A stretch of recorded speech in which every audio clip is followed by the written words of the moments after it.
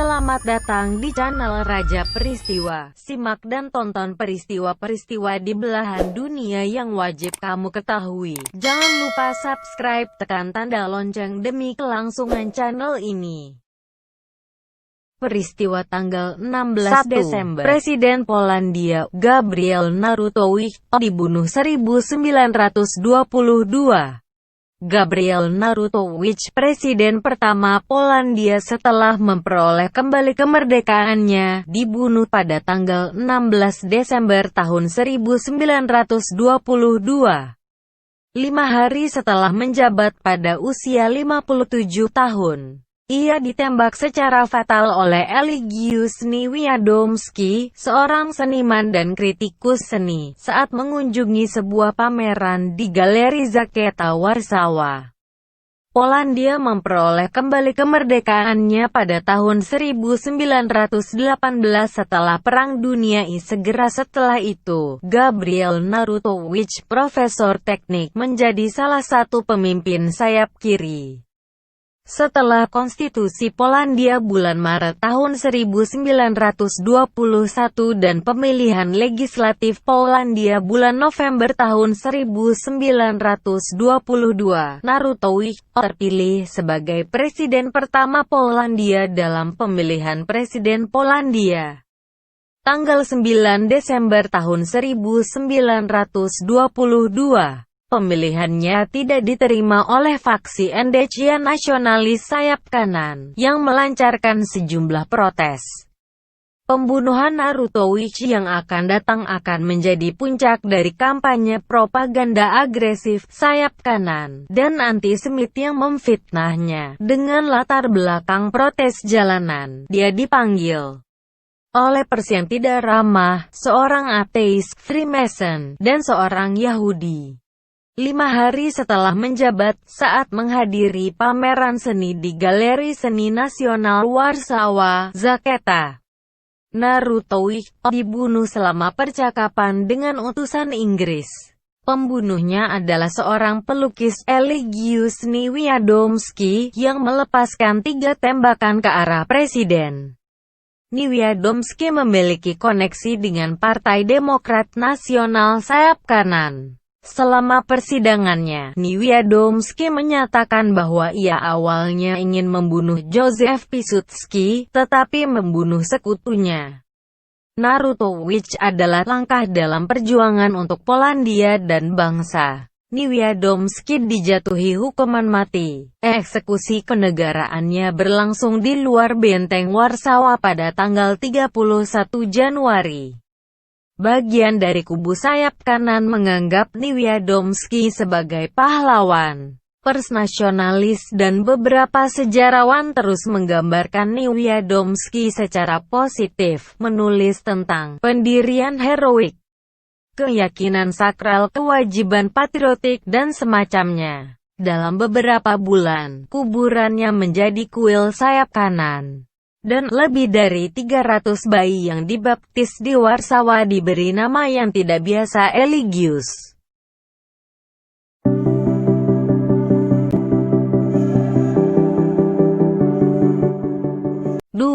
Klub sepak bola AC Milan pertama kali dibentuk tahun 1899. AC Milan didirikan sebagai klub kriket dan sepak bola Milan pada tanggal 16 Desember tahun 1899 oleh ekspatriat Inggris, Alfred Edwards dan Herbert Kilpin, yang datang dari kota Inggris Nottingham. Untuk menghormati asal-usul bahasa Inggris, klub telah mempertahankan ejaan bahasa Inggris dari nama kota, yang bertentangan dengan ejaan Italia Milano yang terpaksa menanggung bawah rezim fasis. Milan memenangkan kejuaraan Italia pertama pada 1901 dan 2 lagi secara beruntun pada tahun 1906 dan 1907. Pada tahun 1908, pada dekade 50-an, Milan ditakuti di bidang sepak bola dunia karena mempunyai trio Granoli, yang terdiri atas Gunnar Gran, Gunnar Nordell dan Nils Lidholm. Ketiganya merupakan pemain asal Swedia. Grenda Nordell beroperasi di sektor depan sebagai striker, sementara Lidholm mendukung serangan sebagai penyerang bayangan, playmaker. Tim pada masa ini juga dihuni oleh sekelompok pemain-pemain berkualitas pada masanya, seperti Lorenzo Buffon, Cesare Maldini, dan Carlo Annovazzi. Kemenangan tersukses AC Milan atas Juventus tercipta tanggal 5 Februari tahun 1950 dengan skor 7-1 dan Gunnar Nordell mencetak hat-trick. Milan kembali memenangi musim tahun 1961-62. Pelatihnya saat itu adalah Nereo Rocco, pelatih sepak bola yang inovatif, yang dikenal sebagai penemu taktik Catenaccio. Di dalam tim termasuk Gianni Rivera dan Jose Altafini yang keduanya masih muda.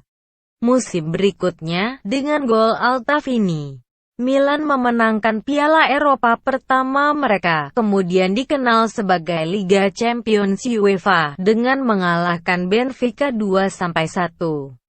Ini juga merupakan pertama kalinya sebuah tim Italia memenangkan Piala Eropa. Meskipun begitu, selama tahun 1960-an piala kemenangan Milan mulai menyusut.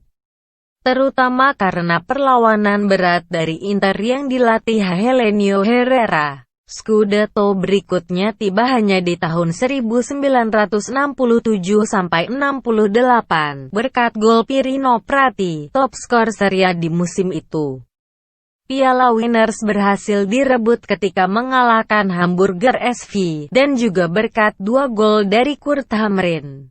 Musim selanjutnya AC Milan memenangkan Piala Eropa kedua, dan pada 1969 memenangkan Piala Interkontinental pertama, setelah mengalahkan Estudiantes de La Plata dari Argentina dalam 2 leg dramatis.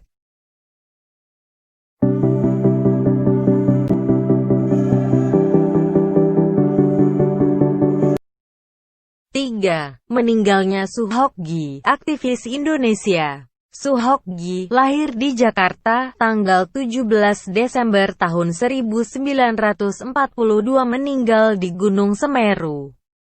Tanggal 16 Desember tahun 1969 pada umur 26 tahun, adalah seorang aktivis Indonesia Tionghoa yang menentang kediktatoran berturut-turut dari Presiden Soekarno dan Soeharto. Ia adalah mahasiswa Fakultas Sastra Universitas Indonesia jurusan Sejarah tahun-tahun 1962 sampai tahun 1969. Setelah menghabiskan tahun-tahun terakhirnya di SMA Kolese Canisius, sukuliah di Universitas Indonesia (UI) dari tahun 1962 sampai 1969. Setelah menyelesaikan studi di universitas, ia menjadi dosen di alma maternya sampai kematiannya. Ia selama kurun waktu sebagai mahasiswa menjadi pembangkang aktif memprotes Presiden Soekarno dan PKI. Su adalah seorang penulis yang produktif, dengan berbagai artikel yang dipublikasikan di koran-koran seperti Kompas, Harian Kami, Sinar Harapan, Mahasiswa Indonesia, dan Indonesia Raya. Setelah Riri Riza merilis film berjudul Gi pada tahun 2005, artikel-artikelnya disusun oleh Stanley dan Aris Santoso yang diterbitkan dengan judul Zaman Peralihan oleh penerbit Gagas Media. Sebagai seorang pendukung hidup yang dekat dengan alam, Su seperti dikutip Walt Whitman dalam buku hariannya.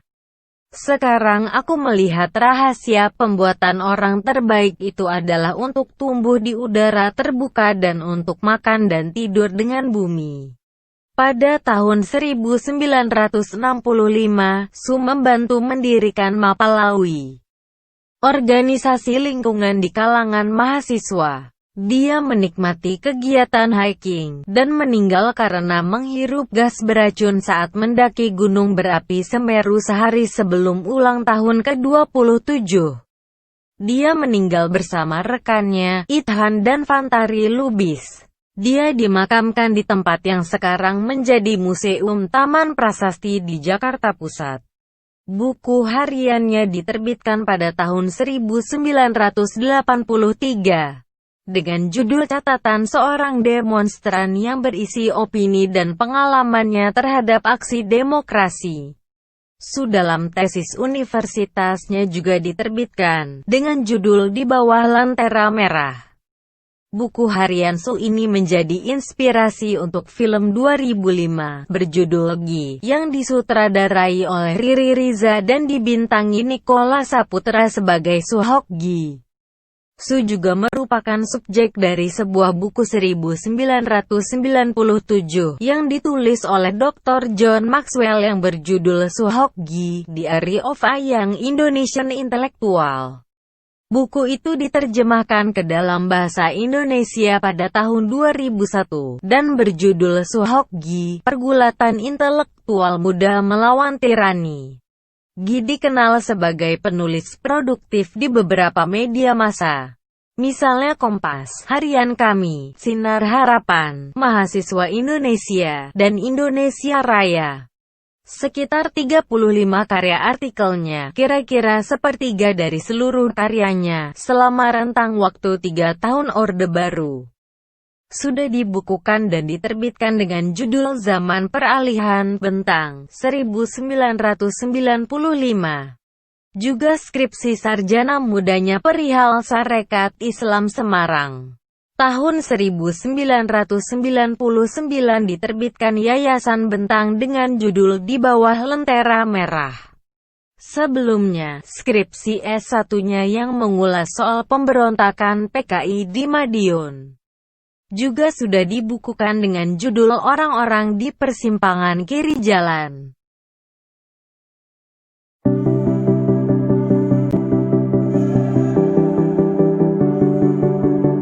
Terima kasih sudah menonton video ini. Jangan lupa tonton video-video lainnya.